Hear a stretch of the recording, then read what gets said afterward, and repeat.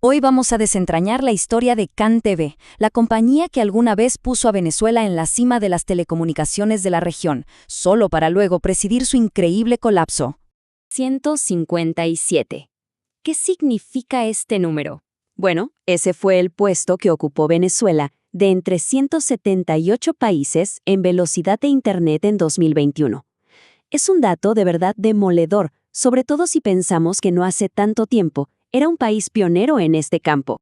Entonces, la pregunta es obvia, ¿no?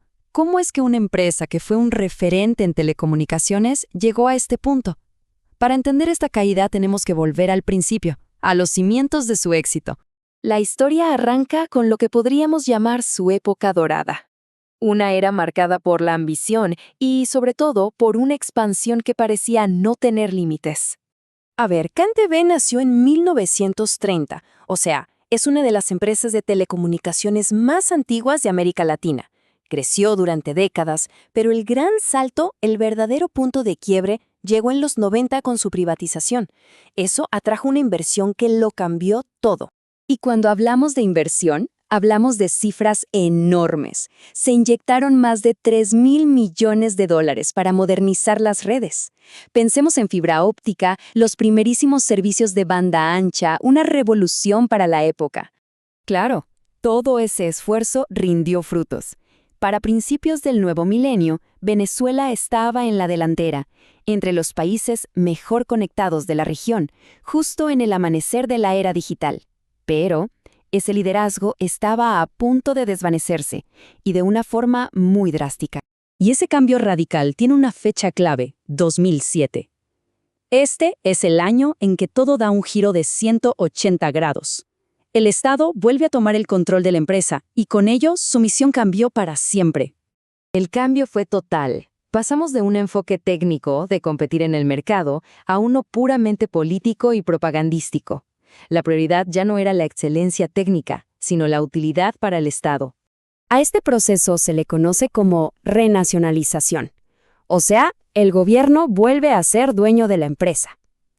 Con el control total en sus manos, los incentivos para invertir, para mejorar, para innovar, pues simplemente empezaron a desaparecer.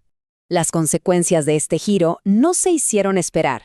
De hecho, se sintieron casi de inmediato, y lo que vino después fue un colapso sistémico. Un ejemplo que lo ilustra a la perfección es Movilnet. Fue la filial móvil líder, la joya de la corona. Y miren esto, perdió más del 80% de sus clientes, un desplome absoluto. ¿Y por qué se vino todo abajo? Bueno, no fue una sola cosa, fue más bien una cascada de problemas. Faltaba inversión, los equipos se quedaron obsoletos, los precios estaban controlados y no permitían crecer, no se podían importar repuestos y, para rematar, sin competencia, ¿para qué esforzarse en mejorar? Pero el deterioro no se quedó solo en un Internet lento o un mal servicio. La infraestructura se empezó a usar para un objetivo nuevo y bastante más preocupante. Estamos hablando de censura. En momentos de crisis política, se ha usado la red de CanTV para bloquear el acceso a la información. Quizás el caso más conocido fue el bloqueo a Wikipedia que se reportó en 2019. Y no se trata solo de bloquear sitios web.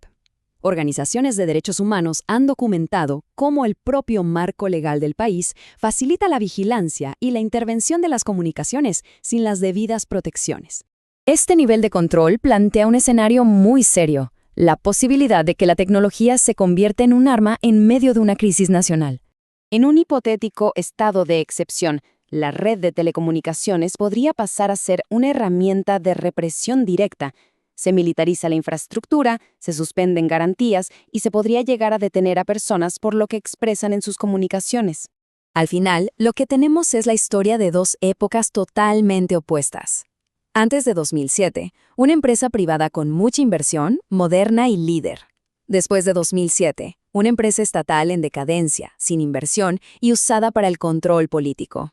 La historia de CanTV nos deja con una pregunta que va más allá de un solo país. Cuando el Estado controla la tecnología, ¿cuál es el verdadero costo de estar conectado? Y la respuesta parece ser que no es solo un Internet lento, sino que puede llegar a costar derechos tan fundamentales como la privacidad y la libertad de expresión.